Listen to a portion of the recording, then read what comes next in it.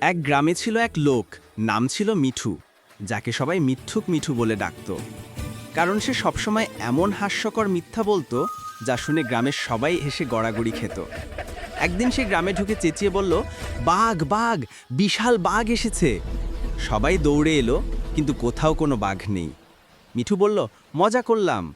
লোকেরা হাসতে হাসতে বলল, এই লোকটা আর কখনো ঠিক হবে না। পরদিন সে বলল, আমি আকাশে উড়ে বেড়ালাম, পাখির সাথে কথা বললাম। গ্রামের বাচ্চারা হাসতে হাসতে বলল, আরও বলো আরও বলো।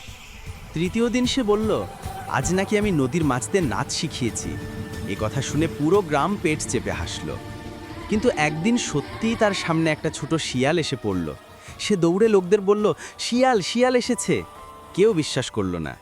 শেষে সে নিজেই শিয়ালটাকে তাড়ালো, আর সবাই মিলে হাসলো, আজ সত্যি বলেছিস, তবুও কেউ বিশ্বাস করল না।